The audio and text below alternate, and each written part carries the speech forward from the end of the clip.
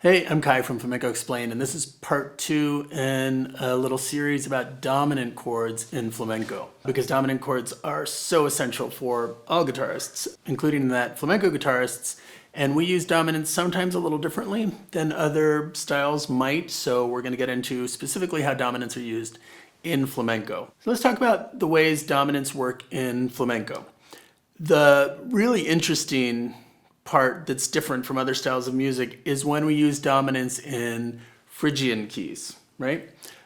But there are also a lot of palos in flamenco that are in either major or minor keys. So I just really want to quickly talk about this, because if we're playing an alegrías, for example,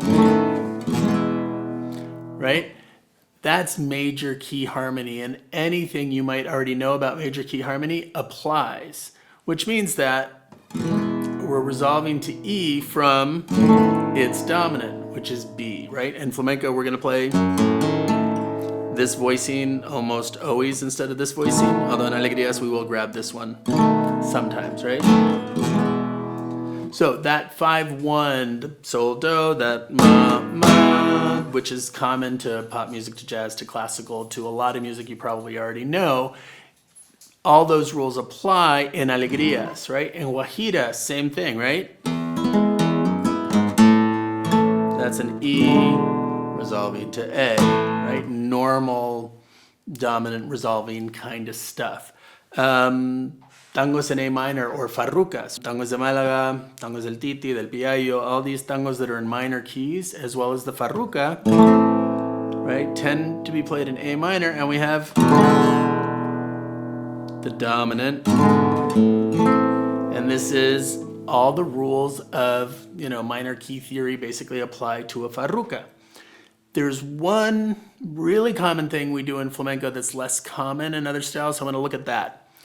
And that's something that I'll get into specifically a little later, which is called a sub-5 of 5. At least that's how I was taught to call it at Berkeley, right? So this is basically the substitute dominant of the dominant that's going to resolve, which is all very complicated. The simple way to think about it is that it's a dominant chord a half step above the dominant chord that's going to resolve. So you've probably heard this a million times, right? Or in alegrías, that kind of thing is very common, right? So again, there's a very fancy way to talk about this, right? Which is that this, to resolve into here, is what we'd call a sub-5, a substitute dominant, a tritone substitution. So it's the dominant of this chord, or the substitute dominant of this chord, and then this is the dominant of that. So basically the root motion is, right?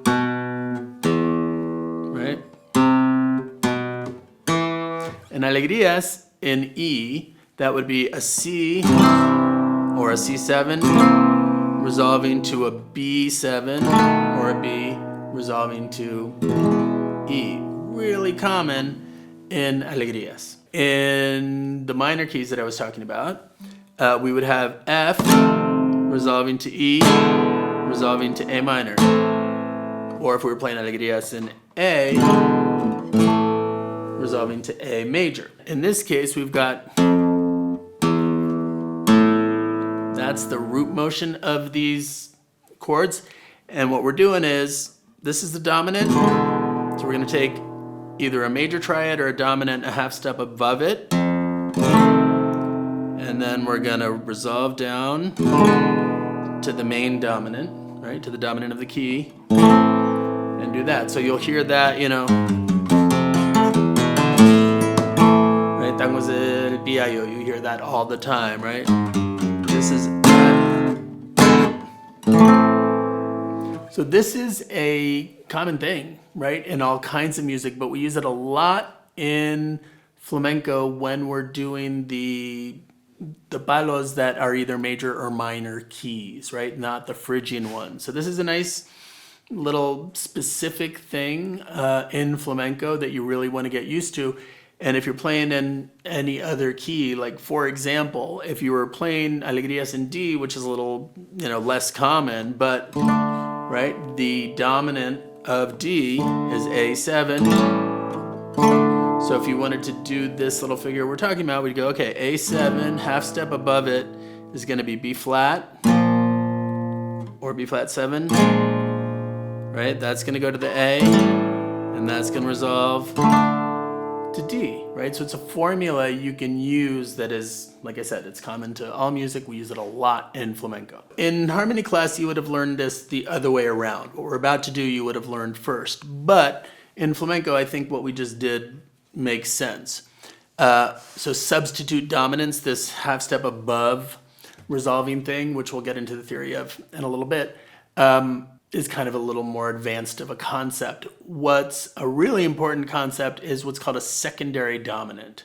And a secondary dominant is basically any dominant that's not like the main dominant. They don't tend to say primary dominant, but every key has a dominant, right? So in the key of E, B is the dominant. So in the key of E, any other dominant is the dominant of some other chord, and that makes it a secondary dominant. So one of the definitions of dominant chords that you hear a lot is that they kind of lend weight to the chord that they're resolving to. So if I'm in this key, E, right? And I'm going to go to the 2 chord, which is F sharp minor. If I do, right, the argument is that that chord feels a little more stable because I played a dominant before it. Right, so that's the idea of a secondary dominant. And to give you an example, right, of what that would sound like, if I'm in alegrías and I want to, close a phrase, I might do,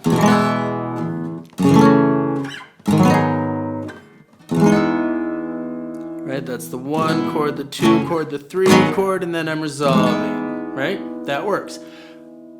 More likely in alegría we would do,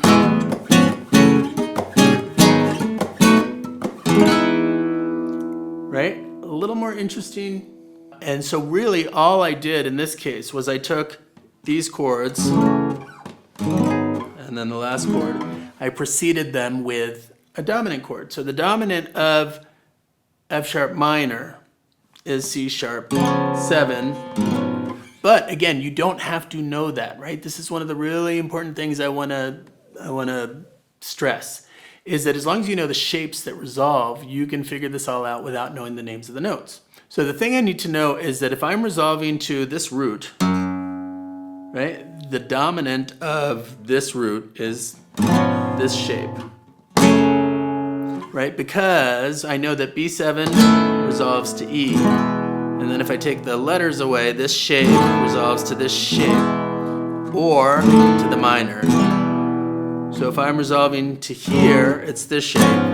And then this is the next chord. I'm going to do the same shape resolving. Now this is one you wouldn't necessarily know, but this is again, I'm resolving to E, and I'm playing this B7 instead of this B7. And I'm resolving to the 1 chord, and that feels very resolved. So what we've done is, we've taken 2 secondary dominants, right? The dominant of the 2 chord, the dominant of the 3 chord, and then the dominant of the key to resolve to E. In music theory, we would call this the 5 of 2, right? 5 of 2. The reason we call it the 5 of 2 is because when we say the 5 chord, we mean the dominant. So when we say the 5 of something, what we mean is the dominant of. 2 in this case is the 2 chord, right? When you learn music theory, one of the things you learn is how to harmonize a scale, which means essentially what chords live within a key center, right? Made out of the scale that we're in. So in the key of E, the second note in the key of E is F sharp. The chord that you get out of that is an F sharp minor 7 or just an F sharp minor. So that's the 2 chord in the key of E. And the dominant of the 2 chord is the 5 of 2. So the next chord, right, this G sharp minor is the 3 chord. So 5 of 3, right? What's the name of this chord? It doesn't matter, right? Great thing to know, right? That it's, okay, D sharp resolving to G sharp. But it doesn't matter if you know it. As long as you know that this is the chord you're resolving to, then knowing this shape resolves to there, super helpful. Now, in this case, so if I know that this chord is an E major 7, right? And it's the A shape. All I really need to know is what shape resolves to the A shape. The E shape resolves to the A shape. In this case, it happens to be a B7 resolving to an E major 7. But, I mean, I kind of need to know that this is the E, right? So I do need to know the names of some chords. But really what I need to know here is that this resolves to here, and then if I'm playing, if I happen to know this shape for E major 7, which I don't have to, then this, that's really what we're looking for, that bum, bum, that resolution sound. So these are secondary dominants and other ways to use the dominant, and in every case, rather than analyze the notes too much and figure out the names of the chords that are the dominants of whatever, we're just looking at the shapes, which is what I encourage you to do if you're not on a full-on learn harmony path, right? If you just want to know how do I use dominance in flamenco, and as a guitar player, you know, knowing that this shape resolves to this shape gets you there really quickly. So just to review, in case you didn't watch part 1 of this little series, the shapes that I really encourage you to learn are this shape, right? The B7 resolving to this shape. E, and then we're going to make this shape, the dominant, resolve to an A, make a dominant out of that, and that resolves to D, but I'm going to encourage you to learn this D shape, right? The dominant resolves to the G, and then the dominant resolves to the C, right? So B to E, to A, to D, to G, to C. But really it's the shapes more than the names of those chords that I want you to learn. And then when we get to C, really important, we're gonna do the barred version of everything, right? So now we have this shape. I'm gonna not worry about the names anymore, right? This shape resolves to this shape. This shape resolves to this shape, right? This resolves to this. This resolves to this. This resolves to this. And now we're doing the same thing but 1 fret up, right? So if you learn that, then anytime, let's say you want to resolve to this chord, right? What's this chord? I don't know, but it's the D shape. What resolves to that? That shape resolves to that shape, or... And then you can come up with little figures, for example, that work to resolve from a dominant to whatever it's resolving to, and you don't need to know where you are. If you're resolving to this chord, then that same little figure is going to work, right? I don't have to know the names of these things. I have to know what shapes resolve to what other shapes to really be in control of all of this. But what about all the Phrygian keys, right? The heart of flamenco. When we're here, right? How do dominants come in here? So a couple ways. The most important thing is to know the way that dominants don't work, right? So if I'm playing an A Phrygian, what doesn't fit is,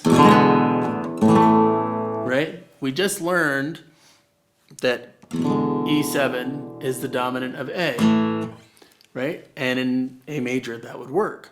In A Phrygian, we're not doing this. Our resolution in A Phrygian, right, kind of the Phrygian analog of this, is this, right? This, right, which looks a little bit like that sub-5 we talked about before, but we're not going to worry about that right now.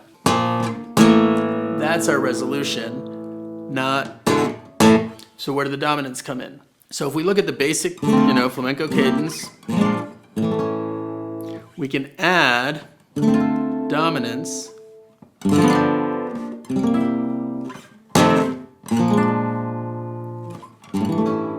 to make that a little more interesting. Here's our cadence.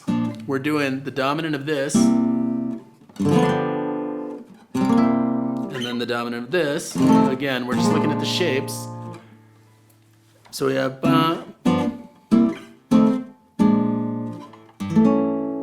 Now, there's a kind of a hole in this progression, right? So we go bum, bum, bum, bum. We can stay here.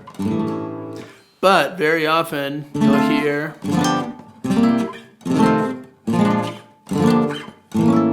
something like that, right? Another chord that's plugged in between the B flat that we resolved to from, right, between this chord and the A Phrygian that we're going to resolve to ultimately, right? So we have mini resolutions. We have the this resolves to this and this resolves to this. Our big resolution is B flat to A. But because we're going dun, dun, din, dun, din, we kind of want another chord there after the B flat, but it's not, right? That changes everything. If I do this, now I'm in A major, right? That's the power of dominance, right? Just by doing this, it makes it feel like we're in A major and no longer in A Phrygian.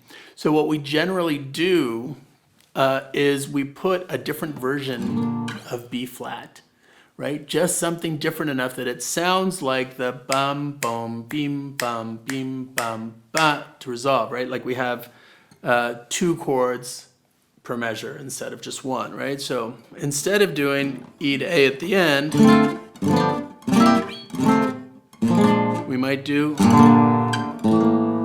right? Just changing from this B flat to that B flat kind of fills that void. It's not a dominant, right? I know this is a video about dominance, but it's an important space that you need to know about. When we play this progression, right? Very common to play a B flat, or because the G minor 7 is so closely related to the B flat, right? B flat, G minor, these 3 notes, right, are in both chords. And if I do this, it's basically a B flat. So you can see why B flat, G minor 7, super related. And that works really nicely to fill in that spot.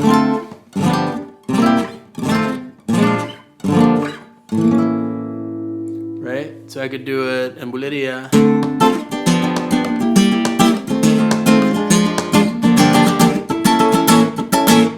Right? That works, and it's very common to play something like that. If I don't play that second to last chord,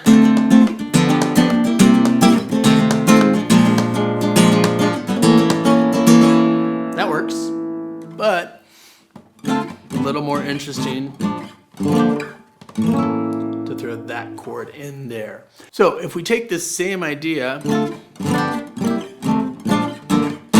and we transpose it to E Phrygian, right? Solea, fandangos, a lot of other stuff.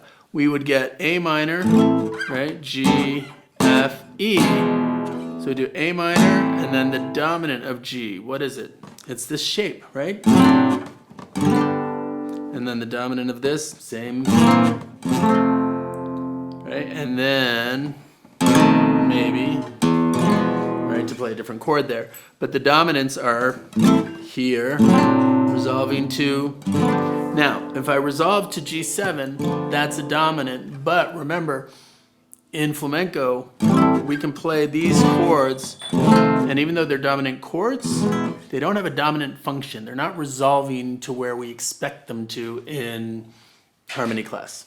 So one of the tricky things as you're starting to wrap your head around dominant chords is which ones are resolving and which ones aren't.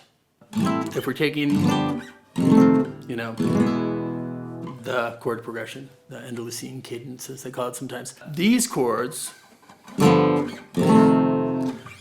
don't have a dominant function, right? They're dominant chords, or maybe they're, you know, maybe this is an example of where we want to call them 7 chords because they're not doing a dominant thing, but they're still, we're resolving to them, right? And we hear that all the time. So you can do this in any key, right? If you were in the Granaina key, it's just, you know, the same as this, except everything is now moved up a whole step, right? Taranta is everything's a whole step up from the Solea key. So you do,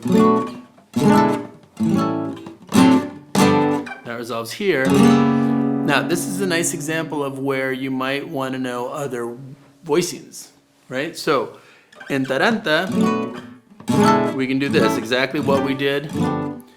And the soleá key just moved up. But we could also play, you know, some open, right? B minor here.